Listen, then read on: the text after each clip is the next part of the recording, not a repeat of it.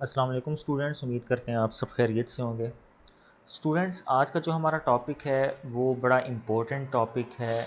Important topic आपका इस वजह से मैं कह रहा हूँ कि ये पेपर के पॉइंट ऑफ व्यू से भी इम्पोर्टेंट है, बाकी आपकी डेली लाइफ के लिए भी इम्पोर्टेंट है।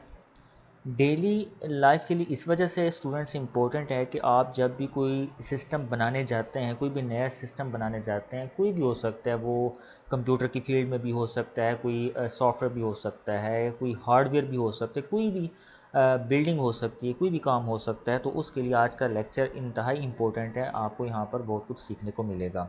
तो स्टूडेंट्स, आपने गौर करके इस लेक्चर को समझना है और सीखना है। तो सिस्टम है और इट्स कंपोनेंट। सबसे पहले तो हम आज के लेक्चर की आउटलाइन देख लेते हैं कि हमारे पास क्या है, कि हमने एक सिस्टम और उसके कंपोनेंट्स यानी कि उसके कौन कौन से सिस्टम के हिस्से होते हैं वो डिस्कस करना है। और जो मैं अभी कह रहा था कि आपके लिए जो सबसे इम्पोर्टेंट है वो है SDLC, system development life cycle, और इसके कौन कौन से स्टेप्स होते हैं, कौन कौन से फेज़ होते हैं, कौन कौन से अलगोरिदम्स होते हैं जिनको फॉलो करते हुए आप कोई भी सिस्टम जो है वो डिज़ाइन करते हैं। तो आज का लेक्चर हम स्टार्ट करते हैं, तो आपने गौर से ये लेक्चर सुनना है। तो स्टूडेंट्स, सबसे पहले हम सिस्टम की डेफिनेशन देख लेते हैं कि है क्या। A system is the combination, एक मजमुआ है किसका, ऑफ डिफरेंट कंपोनेंट्स, मुख्तलिफ हिस्सों का, that work with each other, जो एक दूसरे से मिलकर काम करते हैं, एंड परफॉर्म स्पेसिफिक टास्क, और कोई ख़ास काम करते हैं। ठीक है, एक सिस्टम क्या है, इन उन चीज़ों का मजमूआ है जो मिलकर काम करते हैं। इसकी सबसे सादा डेफिनेशन ये बनती है, उसको हम सिस्टम कहते हैं। मिसाल के तौर पर एक स्कूल है, एक कॉलेज है, उसमें तमाम स्टाफ जो है मिलकर काम करता है, वो एक सिस्टम कहलाता है। एक कंपनी है, एक ऑर्गेनाइजेशन है, उसमें एक टीम काम करती है, वो एक सिस्टम कहलाता है। ठीक है, तो कम्बिनेशन ऑफ डिफरेंट कंपोनेंट्स। अब अगर आप कंप्यूटर सिस्टम की बात करते हैं तो स्टूडेंट्स, जैसे आपको पता है कि कंप्यूटर में बहुत सारे कंपोनेंट्स होते हैं, और वो कंपोनेंट्स अगर आपस में कनेक्टेड होते हैं तब जाके एक सिस्टम बनता है, और तब जाके वो कोई भी टास्क जो है वो परफॉर्म कर सकता है। नेक्स्ट हमारे पास है, different procedures are used to perform different task in the system, के मुख्तलिफ प्रोसीजर्स होते हैं, मुख्तलिफ फिनानमा होता है जिसके ज़रिए से एक सिस्टम जो है वो अपना टास्क जो है वो कंप्लीट करता है। प्रोसीजर क्या है? अब a procedure is a set of steps, कि ऐसे स्टेप्स होते हैं performed in a regular and specified order to accomplish a task, कि अगर आप उस प्रोसीजर को, उन स्टेप्स को फॉलो करते हैं एक सीक्वेंस में, तब जाके आपके पास एक सक्सेसफुल सिस्टम बनता है, तब जाके आपका जो टास्क होता है वो कंप्लीट होता है, अगर आप सीक्वेंस से उस टास्क को चलाते हैं। अब वो कौन सा सीक्वेंस है वो हम SDLC में भी डिस्कस करेंगे।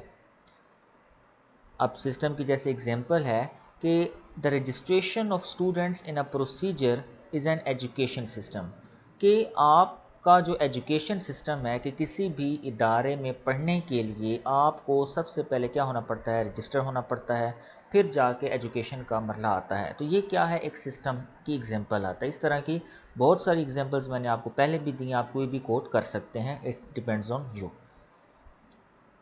अब कौन कौन से कंपोनेंट्स हैं सिस्टम में? हमारे पास हार्डवेयर भी चाहिए सिस्टम बनाने के लिए, हमें उस सिस्टम को चलाने के लिए सॉफ्टवेयर भी चाहिए। वो सॉफ्टवेयर या वो हार्डवेयर चलाएगा कौन? लाजिम बात है, लोग चलाएंगे तो यूज़र भी चाहिए। अब उस सॉफ्टवेयर में हमने डाटा या इंफॉर्मेशन कलेक्ट करनी है, तो डाटा और इंफॉर्मेशन भी चाहिए। फिर इन तमाम चीज़ों का कम्बिनेशन भी चाहिए, जिसको हम कम्युनिकेशन सेटअप कहते हैं, कि इन तमाम चीज़ों का कम्युनिकेशन भी हमें चाहिए, तब जाके एक पूरा सिस्टम जो है वो बनता है। ठीक हो गया। अब आ जाते हैं हमारे मेन टॉपिक पे, SDLC एंड इट्स फेजेस। ये क्लास आपके पहले चैप्टर का आखिरी टॉपिक है और बड़ा इंपॉर्टेंट टॉपिक है हर लिहाज से, जो मैंने पहले ही बताया कि सिस्टम डेवलपमेंट लाइफ साइकिल, इसकी जो फुल फॉर्म है वो क्या है, S for system, D for development, L for life, और C फॉर क्या, cycle. System development life cycle, कि एक ऐसा साइकिल है जो कि कोई भी सिस्टम डेवलप करने के लिए इस्तेमाल किया जाता है। ये क्या है, SDLC क्या है, सेट ऑफ स्टेप्स है जिनको फॉलो करते हुए हम सिस्टम को डेवलप करते हैं। ये क्या है, ऑर्गेनाइज्ड वे, एक तरतीब शुदा स्टेप्स हैं अगर हमने एक सिस्टम को कामयाबी से पाए तकमील तक पहुंचाना है। अब इसमें मुख्तलिफ फेजेस होते हैं। कौन कौन से फेजेस होते हैं? तो हमारे पास ये एक डायग्राम है, इसमें फेजेस गिवन हैं कि सबसे पहले हम प्रिलिमिनरी इन्वेस्टिगेशन करते हैं, यानी कि प्लानिंग बनाते हैं कि हमने करना क्या है। फिर हम एनालाइज करते हैं, उसका तज्जिया करते हैं कि कैसे होगा, क्या फ़ायदा होगा, कोई नुकसान तो नहीं होगा, कितना प्रॉफिट लॉस होगा सिस्टम अगर हम डेवलप करते हैं। फिर जब इन्वेस्टिगेट कर लेते हैं, एनालाइज कर लेते हैं, फिर हम डिज़ाइन की तरफ आते हैं। डिज़ाइन जब मुकम्मल हो जाता है, जैसे एक बिल्डिंग का नक्शा जो है वो कंप्लीट हो जाता है, फिर नक्शा कंप्लीट होने के बाद हम उसकी डेवलपमेंट स्टार्ट करते हैं, उसकी तामीर शुरू करते हैं। तामीर शुरू करने के बाद यानी कोई भी जब चीज़ बन जाती है तो उसकी फिर टेस्टिंग की जाती है, आया कि जो आपने सिस्टम बनाया वो ठीक बनाया या नहीं बनाया। फिर इंटीग्रेशन स्टेज आती है, और फिर जब एक चीज़ तैयार हो जाती है तो फिर उसको मेंटेन भी करना होता है कि ये ज़्यादा अरसे तक जो है वो सही तौर पर काम करते रहे। तो ये एक रफली डायग्राम थी, इसकी डिटेल हम डिस्कस करते हैं बारी बारी। तो ये फेजेस के वही नाम हैं जो मैंने अभी लिए, तो हम बारी बारी नाम को जो हमने ज़िक्र किया है उसको पढ़ते हैं। सबसे पहला जो फेज़ है प्रिलिमिनरी इन्वेस्टिगेशन।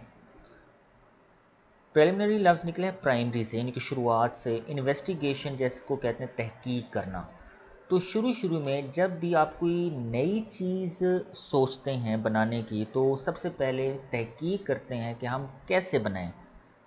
ठीक है, तज्जिया करते हैं कि कैसे बनाएंगे। आप सोच विचार करते हैं, आप अपने सीनियर से मशवरा लेते हैं, ख़ुद सोचते हैं, जो आपका ग्रुप होता है उस ग्रुप में डिस्कशन होती है, तो इसको कहते हैं इन्वेस्टिगेशन। इन्वेस्टिगेशन में यानी कि ये STLs का पहला फेज़ है, और इसमें सिस्टम जो आप बनाने चाह रहे हैं उसकी तहकीक की जाती है। Objectives is to conduct an initial analysis, यानी कि शुरुआत में तहकीक की जाती है, यानी कि जो सिस्टम बनाने जा रहे हैं उसके बारे में। And findings of the system, अब कौन कौन से, अब यानी कि प्रिलिमिनरी इन्वेस्टिगेशन में कौन कौन से स्टेप आ जाते हैं। स्टूडेंट्स ध्यान इधर रखना है आपने कि सिस्टम आइडेंटिफिकेशन, सबसे पहले आप आइडेंटिफाई करते हैं कि आपने सिस्टम बनाना कौन सा है। चलें, अब आपने आइडेंटिफिकेशन कर ली, आपने पता कर लिया कि हाँ जी फ़लाँ सिस्टम हमने बनाना है, पता चल गया आपको, फाइनल हो गया। उसका स्कोप क्या है, उसका आगे फ़ायदा क्या होगा। फिर उसके अल्टरनेटिव सॉल्यूशन ढूंढते हैं कि अगर ये ठीक नहीं हुआ तो ऐसा क्या अमल करें कि हमारा काम जो है वो ठीक हो जाए, उसका फ़ायदा भी हो। तो अल्टरनेटिव सॉल्यूशन ढूंढते हैं। फिर जब सॉल्यूशंस भी मिल जाते हैं, स्कोप भी मिल जाता है, आइडेंटिफाई भी कर लेते हैं, फिर इसकी फिजिबिलिटी स्टडी देखते हैं। स्टूडेंट्स ये आगे जाके डिटेल से भी ये चीज़ें हैं, फिजिबिलिटी स्टडी क्या, अल्टरनेटिव सॉल्यूशन क्या, मैं यहाँ पर थोड़ा सा इंट्रो दे देता हूँ। फिजिबिलिटी स्टडी ये होती है कि क्या आपने जो सिस्टम सोचा है जहन में, क्या वो आप अफोर्ड भी कर सकते हैं या नहीं। क्या आपके पास इतने पैसे हैं, क्या आपके पास जगह है, यानी कि अगर कोई बिल्डिंग बना रहे हैं तो लाजिम बात है आप अपनी जेब की तरफ भी देखते हैं कि क्या आपके पास पैसे हैं, क्या आपके पास ज़मीन है, क्या आपने नक्शा जो है वो रिक्वायरमेंट के मुताबिक तैयार कर लिया है। ये सारी चीज़ें किस में आ जाती हैं, फिजिबिलिटी स्टडीज़ को कहते हैं। फिर प्रॉपर तौर पर प्लानिंग शुरू हो जाती है। तो ये एक प्राइमरी इन्वेस्टिगेशन में ये वाले स्टेप्स आते हैं। दूसरा हमारे पास है सिस्टम एनालिसिस। हम सिस्टम के बारे में तहकीक करते हैं। अब इसमें क्या आ जाता है, मतलब the current business system is studied, कि जो आप नया सिस्टम बनाने जा रहे हैं वो क्यों बनाने जा रहे हैं, यानी कि मौजूदा सिस्टम जो है उसमें क्या डेफिशिएंसीज़ हैं, उसमें क्या कमी बेशी रह गई है कि आपको ज़रूरत पड़ी है कि आप एक नया सिस्टम बनाने जा रहे हैं।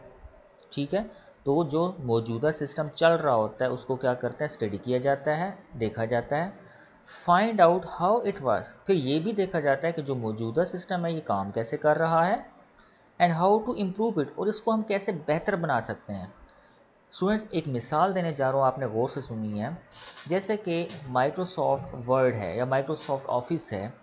अब आप देखते हैं जैसे जैसे दौर गुजर रहा है एक नए से नए वर्जन आता जा रहा है, इसी तरह विंडोज़ का भी नए से नया वर्जन आता जा रहा है। अब नया से नया वर्जन क्यों आता है, क्या ज़रूरत पेश आती है कि नया वर्जन आ जाता है। ज़रूरत पेश आती है कि मौजूदा सिस्टम में वो एक डेफिशिएंसी देखते हैं, इसमें कमी। अब मैं आपको एग्जांपल देता हूँ कि माइक्रोसॉफ्ट वर्ड में जो अगर हम 7 की बात करते हैं तो 7 में बहुत सारी कमी बेशी थी जो रह गई थी, वो आगे जाके माइक्रोसॉफ्ट वर्ड 10 में जो है वो पूरी हो गई। तो कुछ कमी बेशी थी तो वो नया वर्जन जो है वो आया। इसी तरह 13, 16 जितने भी वर्जन आए हैं वो इसी वजह से आए हैं कि जो पीछे वाला सिस्टम है उसकी डेफिशिएंसी को ख़त्म किया जाए। अब इसके लिए कौन कौन से ज़रूरी स्टेप होते हैं, वो है नीड एनालिसिस, हमें तहकीक पहले करनी होती है, फिर डाटा इकट्ठा किया जाता है, फिर उसी डाटा जो हमने डाटा को इकट्ठा किया उसी डाटा को एनालाइज किया जाता है, फिर उसकी एक रिपोर्ट तैयार की जाती है। जब रिपोर्ट हमारे सामने आती है तब जाके हम कोई फैसला कर सकते हैं। तीसरा स्टेप हमारे पास स्टूडेंट्स क्या है, सिस्टम डिज़ाइन। जब 2 स्टेप्स हो गए तो फिर हम डिज़ाइन की तरफ आते हैं, यानी कि अगर कोई बिल्डिंग बना रहे हैं तो आप उस बिल्डिंग का फिर नक्शा तैयार करवाते हैं। Used to design logical and physical model of new system, फिर एक नए सिस्टम के लिहाज से आप नक्शा बनाते हैं, पुराना नक्शा नहीं बनाते बल्कि थोड़ी सी उसमें चेंजिंग्स करके बनाते हैं। It states how new system will meet the requirement identified in analysis phase, यानी कि सिस्टम डिज़ाइन का ये मकसद होता है कि जो हमने एनालिसिस फेज़ में बातें की हैं क्या उसकी रिक्वायरमेंट और सिस्टम डिज़ाइन की रिक्वायरमेंट आपस में मीट करेंगी या नहीं। यानी कि जो हम डिज़ाइन बना रहे हैं, जो पीछे 2 स्टेप करके आ चुके हैं, क्या वो मीट कर रहे हैं या नहीं कर रहे।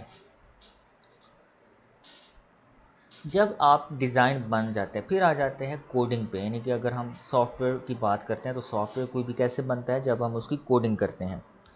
This phase of writing programs for a system, इस सिस्टम को डेवलप करने के लिए हमें क्या लिखना पड़ता है, इंस्ट्रक्शन यानी कि प्रोग्राम्स लिखनी पड़ती हैं। इनके सॉफ्टवेयर बनाना है तो आपको प्रोग्रामिंग आनी चाहिए।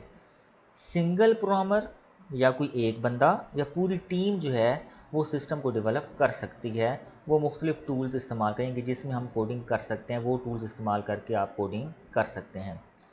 इसके लिए ज़्यादा एफ़र्ट की ज़रूरत होती है क्योंकि कोडिंग करना डिफ़िकल्ट है। आप यानी कि एक एक लाइन को बड़े गौर से देखते हैं, समझते हैं और फिर डेवलप करते हैं, तो इस वजह से इसके लिए जो टाइम रिक्वायर्ड होता है वो ज़्यादा होता है और इसके लिए बजट भी ज़्यादा चाहिए। यानी कि आप कोई सॉफ्टवेयर किसी कंपनी के लिए बनवा रहे हैं तो इसके लिए पैसा, सबसे ज़्यादा पैसा कोडिंग पर लगता है, ठीक है, तो इस पर बजट भी ज़्यादा चाहिए। फिर हमारे पास है टेस्टिंग। जब कोडिंग हो जाती है फिर टेस्टिंग उसकी की जाती है, क्या सॉफ्टवेयर ठीक बना है या नहीं बना। टेस्टिंग बहुत ज़रूरी चीज़ है, ठीक है। मिसाल के तौर पर आप मोटरसाइकिल पहले टेस्ट करते हैं, यानी कोई भी आप चीज़ खरीदते हैं, कोई गाड़ी खरीदते हैं तो सबसे पहले टेस्ट किया जाता है फिर आप ख़रीदते हैं, ठीक है। तो टेस्टिंग इंपॉर्टेंट है। कोई भी सॉफ्टवेयर जब डेवलप किया जाता है तो उसकी टेस्टिंग की जाती है, टेस्ट होने के बाद वो मार्केट में आता है। इसी तरह कोई भी मोबाइल का नया मॉडल जब आता है तो मार्केट में डायरेक्टली नहीं आ जाता, पहले उसकी टेस्टिंग होती है तब जाके वो मार्केट में आता है। सिस्टम मस्ट बी टेस्टेड, क्यों टेस्ट किया जाता है जी, टेस्ट इसी वजह से किया जाता है ताकि अगर उसमें कोई फॉल्ट है, अगर उसमें कोई एरर्स हैं, कोई गलतियां हैं तो वो एक तो डिटेक्ट की जाए और अगर गलतियां आ गई हैं तो उसको क्या किया जाए, रिमूव किया जाए, ठीक है। जैसे कि क्लास में आपके टेस्ट, यानी कि एनुअल एग्जामिनेशन से पहले टेस्ट क्यों लिए जाते हैं बहुत से क्लास में, इसी वजह से लिए जाते हैं। अगर वहाँ पर किसी स्टूडेंट की कोई गलती हैं, बार बार गलतियाँ कर रहा है तो उसको क्या किया जाए, रिमूव किया जाए ताकि वो फाइनल एग्जामिनेशन में ठीक तरह परफॉर्म कर सके। अब ये टेस्ट कैसे किया जाता है, कुछ सैम्पल डाटा दे के किया जाता है, ठीक है। यानी कि हम कोई सॉफ्टवेयर में डाटा एंटर करते हैं, इसका मतलब है हम सॉफ्टवेयर की टेस्टिंग कर रहे हैं।